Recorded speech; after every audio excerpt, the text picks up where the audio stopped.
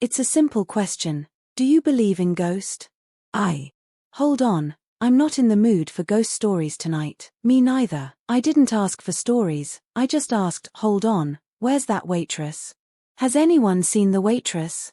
Like I said, I didn't ask for stories, I just asked if our new friend here believes. So do you? I don't know about ghosts exactly, but I believe there are strange things in this city. That's hardly news. Yeah, I'm looking at a strange thing in the city right now. I don't mean strange like that. What I mean is, it's hard to explain. Well, I'll say one thing, waitress, I'll say one thing right now, I do believe. So I'll make you a deal. This next picture is on me provided you're willing to tell us what you know about it. Don't force him to talk if he doesn't want to. No, I'll talk. It's not usually a story I like to tell, but now that you've brought it up I won't be able to get it off my mind. You ask me what I believe in? I believe in the city. I've always believed in the city. But it wasn't until recently that I learned what that really means. It all started with my morning commute. The man had lived in the city all his life, and yet he knew nothing about the neighborhood, and that frightened him. He was a worker. In the morning he took a bus to his first job, and in the afternoon he took another bus to his other job, and then he took a third bus home. He knew every neighborhood those buses passed through: the Marina, the Mission, North Beach, New Valley, the Tenderloin, Soma. They each had a personality of their own. Old neighborhoods sometimes died, but new neighborhoods were born all the time. The worker knew them all. Except for one. His morning bus took a shortcut down a narrow, shady avenue with a decorative fountain, empty of water except on a few days of the year, every day. Here was a neighborhood of only a few blocks filled with large, furtive-looking houses and drooping willow trees and silence. Like all of the city's neighborhoods, it had a name, but people rarely spoke it. In the worker's mind it was just the neighborhood. He would give it no name more definite than that. He was afraid to. He wondered why the bus passed through these few blocks. No one who lived around here would ever need to take a bus. Nobody ever got on at the stops in the neighborhood, and no one ever got off. And he noticed that people never talked about the neighborhood, even when he asked them about it. It was as if they knew not to. Who lives here? He wondered. Rich people, obviously. Workers like him couldn't afford such houses. They were not mansions. There were few real mansions in this part of the world and none in the city, but they were still big and expensive. But most rich people in the city lived in penthouses or sometimes in the painted Victorians on the avenues. Who lived in these secretive homes hidden on these tiny streets in this hilly hollow? This question became even more pressing the day he noticed there were no people there. He'd never once seen anyone on the streets of the neighborhood, or anyone standing in a doorway, or anyone moving behind a window of any of the houses. It seemed to the worker that whoever lived in the neighborhood did not deign to leave their homes, or maybe it was just that, and he could not shake this thought no matter how irrational it seemed, they simply never left their homes during the day. Since he took a different bus home, the worker never passed through the neighborhood at night. He became glad of that. It seemed whoever lived here didn't want to be seen by outsiders. One day a woman at the worker's night job took a vacation. His boss asked the worker if he wanted to fill in for her during the morning. Tips were supposed to be better in the morning, so the worker agreed to switch his day and night shifts at both jobs. This meant, of course, that his bus route would be reversed, but that did not occur to him until it was too late. That first day he took his night bus in the morning, the streets looked so different with the sun up, so alive, worked his night job during the day, took his afternoon bus the opposite direction. He could not shake the feeling he was traveling backwards in time, somehow, and, finally, caught his morning bus at night. The dark streets of the neighborhood, with all the long, clinging willow vines fluttering in the evening breeze, lurked ahead of him, and the worker realized that he had been dreading this all day. He chided himself. There was nothing to be afraid of. It was just a street. But look at the faces of the other people on the bus. Yes, they were all afraid, though none of them would admit it. One woman, he saw, was even holding her breath. They crossed Sloat Boulevard and the first of the quiet houses. The worker avoided looking out the windows. He realized his heart was pounding and he had to force himself to breathe. The steady hum of the bus tires comforted him a little. It took less than a minute to cut through the neighborhood. They'd be safe soon. He found himself turning toward the window. He did not want to, but it was like an itch. The harder he tried not to scratch, the worse it got. He could not help but turn. Was it his imagination, or was the woman sitting across the aisle trying to warn him with sideways glances and half-hidden gestures not to look? He could not be sure.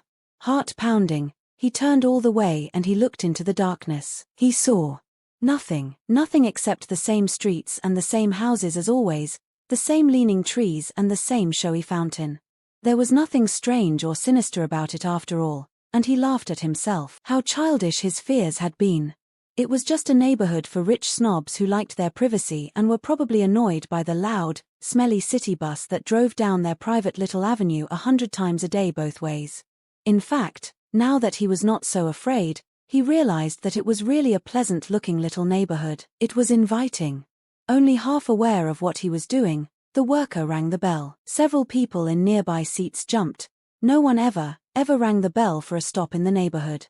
But the worker just had. The driver glanced at him and then looked away. The woman across the aisle was now, very clearly, looking at the worker, and he saw her shake her head a fraction of a degree, but he ignored her. His feet seemed to move of their own accord, one in front of the other, down the short aisle and into the stairwell where the automatic door hissed open, and then he was outside the protective shell of the vehicle and setting foot, for the first time in his life, on the streets of the neighborhood. The woman who tried to warn him stared down from a window, her face bleached and her eyes wide, but then the snap of the automatic door and the hum of the tires whisked her away, and the worker was alone.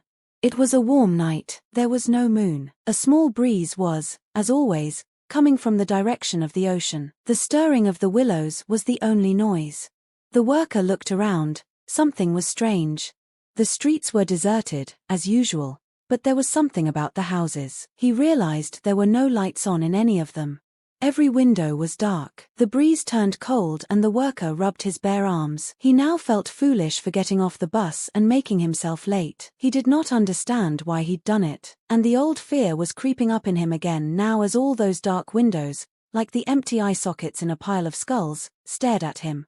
He did not want to wait here for the next bus, so he started to walk. The top of the hill would be better, he reasoned. Safer. He tried to keep his eyes on his feet, but again he found he couldn't help glancing from side to side. He prayed for a sign of life anywhere, something to reassure him, but it was all darkness and silence. Nothing here looks lived in, he thought, realizing that had been the disquieting quality of the neighborhood all along. It was less like a real neighborhood as much like a museum display of how a neighborhood might look. No one who saw these streets for even a second would mistake them for the habitat of any living thing. This he had always known, deep down, even if he only just now knew how to articulate it. He walked faster. It seemed to the worker that the hill was steeper than usual. All rich neighborhoods in the city were built on hills. Was the grade becoming more severe so as to slow him down? Absurd, he thought. Then the wind changed direction, blowing in his face hard enough to make him take a half step backward, like a hand trying to hold him in one place. The houses crouched on their lots, waiting for him. The windows were dark, the doors were closed. He stopped. One door was open, on the little cream-colored house with the tile roof. It was wide open, in fact, revealing a dark hallway beyond. The worker looked around. Still no one in sight. Why should this door be open in the middle of the night, he wondered. It did not look like anyone was home. A house like this should be locked at night. Perhaps there'd been a robbery. Perhaps someone was hurt. Perhaps. He was walking toward the door. He did not want to and he had not thought about doing it, just as he hadn't really thought about getting off the bus, but still, he was walking toward the door. The toe of his work boots tapped the stone porch steps on his way up. Why am I doing this? He thought. But it was already too late. The door was open and he was inside. The house closed up around him. The worker stood in the foyer. Though dark, there seemed to be nothing strange about the house. It was clean and furnished. There was a faint, underlying scent of mustiness, but there was also a perceptible effort to cover it up. Everything was neatly in its place. Yes, it looked normal enough, he thought. But it didn't look lived in. A flicker of movement caught the worker's eye. He saw that the front door had closed. Not all the way, just halfway, gliding on hinges so quiet it would seem they scarcely moved at all. It was enough to jolt the worker out of his reverie. I should not be here, he thought, and he went for the door, but something moved again.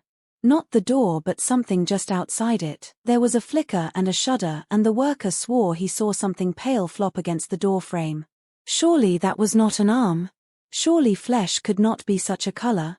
Surely it was the dark and the worker's imagination that made it appear that a barely glimpsed, quasi-human figure with flesh like an earthworm crouched on the porch, shuddering and gibbering.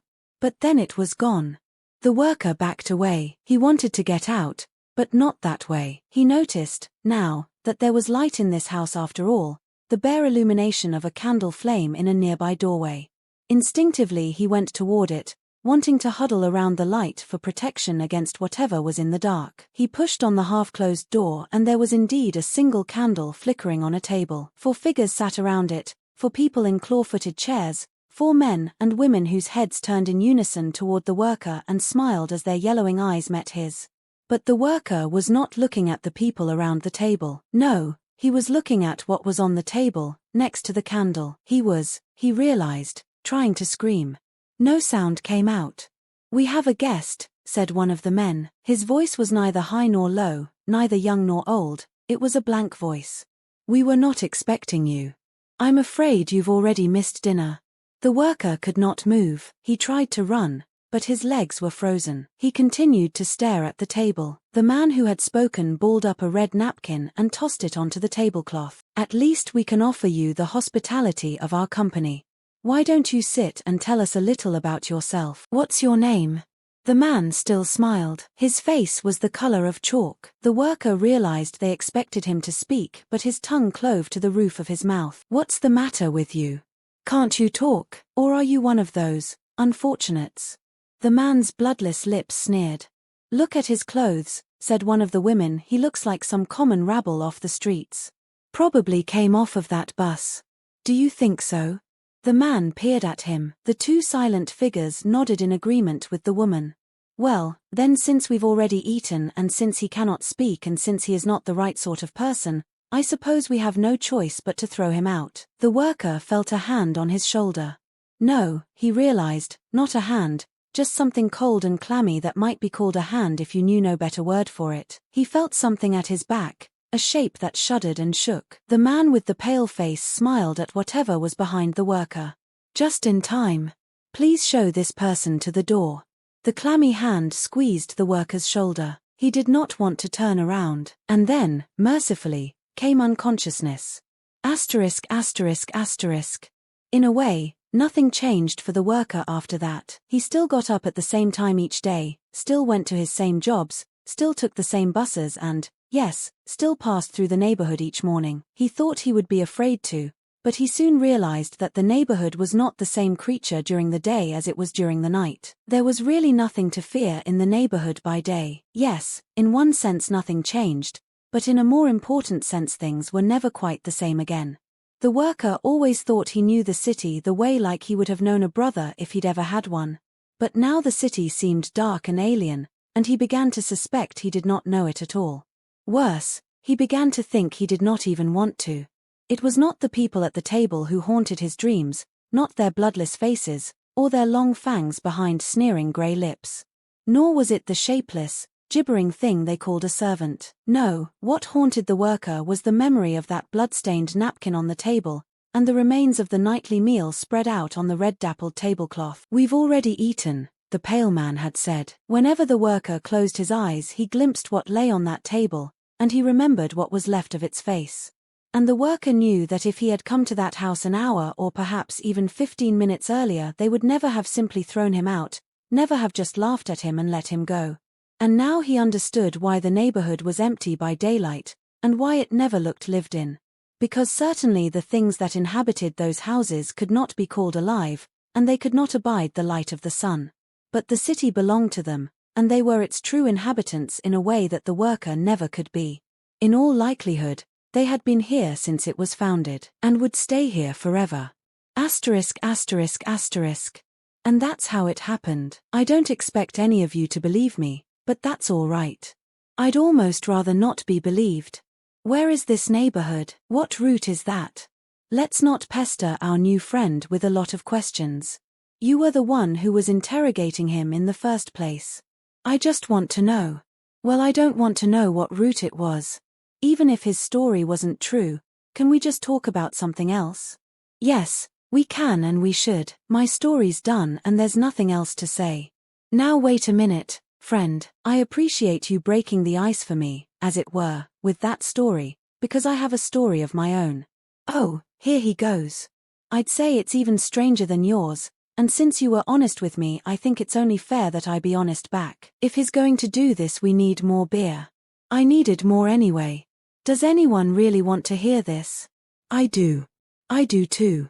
I believed every word of that first story, and in fact I have one a lot like it. And if anyone else has one too, I want to hear it. And I'll buy the next round.